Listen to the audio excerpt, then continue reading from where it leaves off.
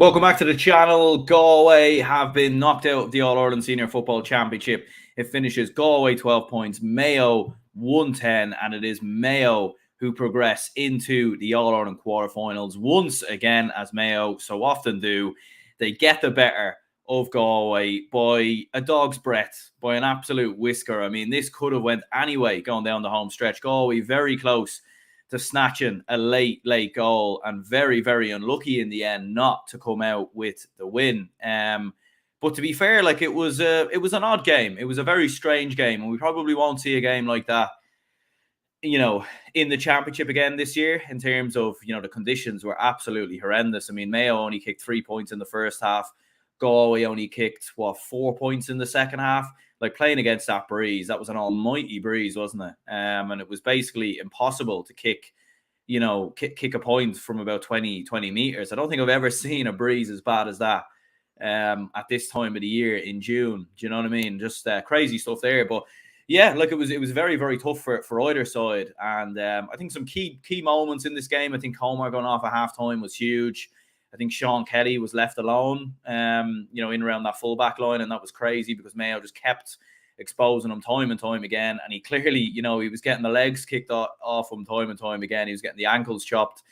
And it was tough for him in there, considering he came into the game with an injury. But Mayo just had it in the second half, and they didn't let, scoring 3 points in the first half. They didn't score after the 7th minute in the first half. There could have been, the heads could have dropped. The momentum could have went completely Galway's way. But in fairness to Mayo, they came roaring out at the start of the second half. They came roaring out. They came out, full cylinders, full blocks, just attacking Galway. The goal, wonderfully well worked between Aidan O'Shea and David McBride. Quick 1-2. David McBride with a wonderful finish on his left boot. And that was the big moment. It was those moments. And I think really Galway did not take advantage of Mayo in the first half. Like Mayo in the first half, where, look, as I said, there was a heavy breeze, but Mayo at the same time were struggling to create chances. And towards the end of the first half, there was an element of they were missing chances. Kevin McLaughlin, I don't think, had a particularly great game. You see when Cillian O'Connor came on, the impact that he made for Mayo. And it was a struggle. It was a struggle for Mayo in the first half to create chances. They were getting nothing around the midfield battle was very, very poor. And yeah, Galway were winning that midfield battle. But Galway didn't take advantage of it. Shane Walsh again missed a lot of chances, missed a lot of opportunities, a couple of frees. You would normally see him pop them over with his eyes closed, and that's that was with the breeze. So it was surprising to see him miss a few. Peter Cook, who was very good in the first half, was very quiet then in the second, and they just couldn't create enough. And even Matthew Tierney, like they just weren't quite able to capitalize on. You felt like Galway should have been 8 or 9 points up at halftime with that breeze to really take advantage, because Mayo were certainly there for the taking, but they didn't capitalize on it, and they allowed Mayo back into the game, and Mayo grew more and more in confidence the more that the game went on. And you knew Mayo were not gonna, lie down. Like the Mayo are the type of team that very rarely ever do we see them throw the towel in or lie down. And that's why even going into the start of the second half, you're looking on social media and everything else, and people are, Mayo fans are stressing out left, right, and centre. As a neutral watching that, I was thinking I still fancy Mayo here, to be honest with you, because there's going to be a kick from them in the second half. Playing with that breeze is going to suit them hugely, because their running game, their athleticism will pull through. Players like Tommy Conroy, fantastic, setting up plays around them, 2 points. And it just kept, Paddy Durkin was sensational as well, 2 points from him. What a performance he had. And Mayo just kept on hitting Galway, and Mayo were then playing Galway at their own game. And as I've said numerous times in this show, in this channel, and in other match reactions, Galway only really have one way of playing, and that's eventually, I think, been their downfall. And that has been to sit in tight, sit in defensively, hit on the break, and just try and snatch wins. And when you look at a lot of Galway's wins this year, they've all been, tightly close wins. And eventually that's caught up with them. And yeah, Damien Comer going off at halftime. Like, obviously he was carrying an injury coming into the game. It must have been serious enough, because why else would you take Damien Comer off at halftime? I thought he was all right in the first half. Like, he was doing what Damien Comer does. Comer's probably not a man to score like 8-9 points in a game. Like, he's going to get a couple of points, maybe the odd goaler here or there. But so often he's the man to score big points and big goals and big moments. How often has he been the man who's got the job done for Galway? So to take him off at half time must have been an injury. And yeah, like always, maybe, we've talked before about a lot of options they have in their forwards, and Ian Burke and Tom O'Clahan, Robert Finnerty, Cathal Sweeney as well. 4 players who all came on in the second half, but none of them scored. And it was tough. And you nearly felt like, from a Galway perspective, the emphasis maybe should have been just try get a goal in that second half. Just try focus more so on goals, because it was just pointless trying to kick the ball from 20 meters. Like, it was just a crazy breeze, and it was just, there was no point in doing that. And yeah, look, it's a strange game. I don't think either side were brilliant. Like, I think Mayo, towards the end of the second half, really let themselves go, started making numerous mistakes from the kick out, losing possession of the ball. They look caught between two minds. Should they keep the ball for large parts, or should they attack? They eventually did ended up attacking, and James Carr got a point, which eventually went on to prove to be the winner. But yeah, for Mayo, they seemed very indecisive, and one problem with Mayo that's always been there, even when they were getting to All-Ireland finals and everything else, is game management. They struggle to manage games. They struggle to see out games a lot of the time. It always gets frantic. And, look, it was a tough game. And I think the most important thing at this stage of the season is to win. Do you know what I mean? Because, look, Mayo going into Croke Park, a ground that will really suit them, a ground they have a lot of familiarity with. And look, they won't fear anyone in that quarter-final draw. They definitely won't fear any of the sides. They obviously can't play Kerry, because there can't be any repeat parents. Could we see Mayo versus Dublin? That would be a hugely exciting game for more than one reason. And look, Armagh, Derry, I'd probably fancy Mayo in those games, to be honest with you. And probably even against Dublin, they'd be coming in as, look, Dublin probably be slight favourites there, but Mayo are a serious team, and they definitely do have to be taken seriously. But yeah, like, they weren't at their best today, but they grinded it out. They got the win. They got the victory. And yeah, from a Mayo perspective and from Mayo fans, relief, because to be knocked out of the championship at this time of the year would have been a huge blow. But from a Galway perspective, like, it's crazy how quick the season has turned. Just a week ago, we were talking about Galway as serious All-Ireland favourites. They just have to get over Armagh. If Shane Walsh scores that free at the end of the game versus Armagh, they would have been in the All-Ireland quarterfinals. But here they are, knocked out, gone out of the championship. And, they were a lot of people's favourites for large parts. I never backed them in my own All-Ireland predictions and everything else, because I just always felt that, there's not enough variety to their play. And I think when you're winning games, low scoring a lot of the time, it is going to catch up with you. And I think eventually it has. And I think injuries as well, to the likes of Comer, Shane Walsh not in the best of form, Robert Finnerty in and out with injury, Sean Kelly as well. It's caught up with them. It has caught up with them in the end. But there we go. Plenty of comments flying in here, so we'll run through them all. Sean says, come on, Mayo. Kevin says, a game of two halves. It definitely was, and I think the conditions played a part to that. What a game. Says, Dublin is great. Denise says, wow, I have no words. Thought we blew it at halftime up Mayo. Dublin is great, says Colm Reap, man of the match. Yeah, he made a big save, didn't he, in that second half?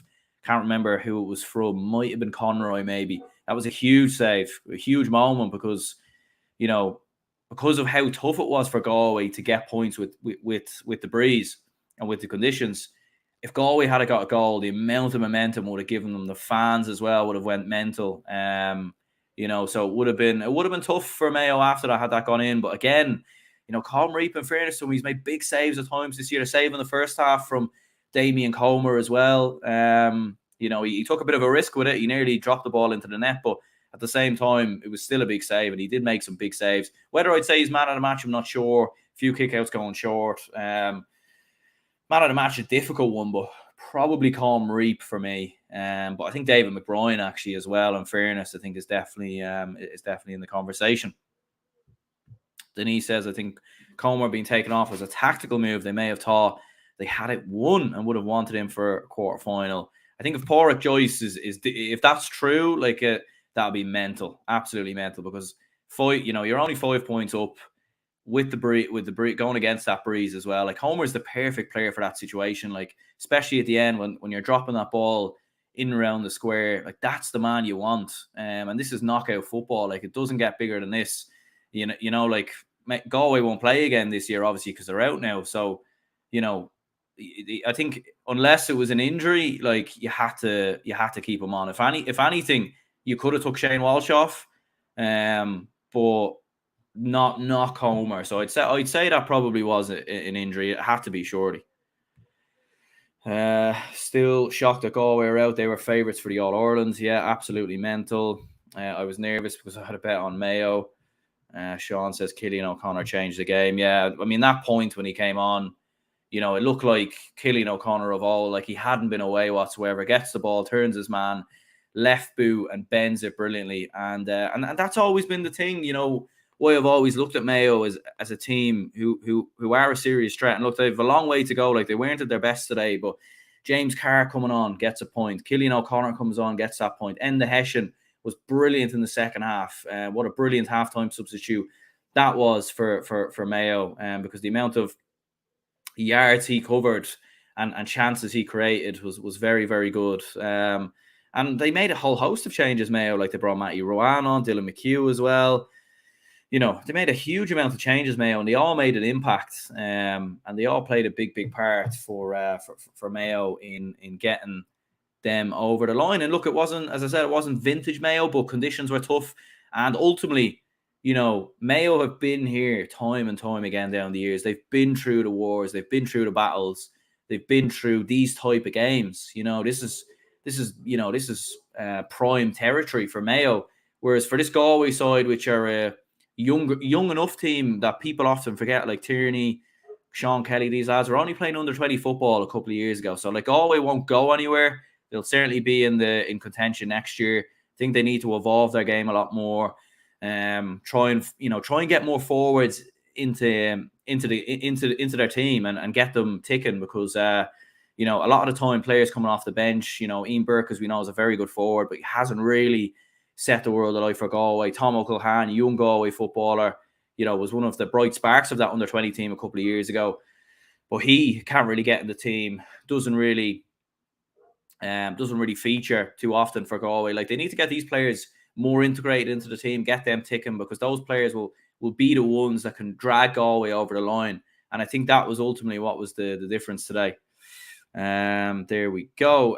Viable Solution says, am I right in saying Kerry can only get Monaghan or Tyrone in the semi-final? Yeah, that's correct, because obviously can't get Cork and cannot get Mayo. So I suppose it's highly likely you could have Kerry Tyrone in a 50% chance basically that it could be Kerry Tyrone in the All-Ireland quarterfinals. What a game that would be. You think of Paddy Tally, obviously part of the Kerry backroom team now as well. That would be some game. GA need to start looking at home and away matches. O'Sheen says, is this the most wide open championship we've had in years?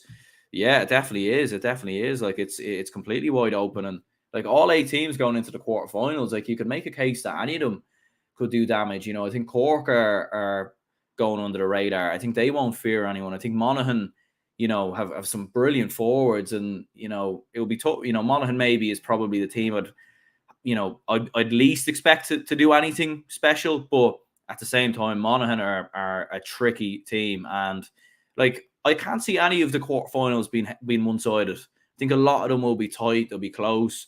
You could see situations like the Armagh Galway game last year that goes to a penalty shootout. I think all 4 quarterfinals will be very evenly matched, regardless of who plays who. Like even if Dublin get Cork or anything like that, people would think that would be one-sided. But Cork nearly beat Dublin a couple of months ago, and Cork, stylistically, I think would be a bit of a nightmare for Dublin. So, I think there's going to be a lot of very interesting quarterfinals. Some fella from Derry says, fair play Mayo, great performance. I don't even know if it was a brilliant performance from Mayo, but their second half, they capitalised at the start of the second half where Galway didn't capitalise. Like Mayo capitalised when Galway were at their weakest. Galway didn't capitalise when Mayo were at their weakest. And for Galway, they just left themselves with too much to do. Like a 3-4 point lead in those conditions is nearly like an 8 or 9 point lead. Like it's, a point with that breeze is nearly worth 2 points. So there you go. Ellen says no one. Armagh will probably get Mayo. I mean, that would be a cracking game, wouldn't it? I mean, I think Croke Park would nearly be a sellout for that, to be honest with you. I think you'd get 60,000 probably at that. Because Armagh fans travel in numbers and Mayo fans definitely do as well. So yeah, that would be mad. Rebel says until Roscommon or Galway knock Mayo out of Champo, they don't deserve to be called better. Until Roscommon or Galway knock Mayo.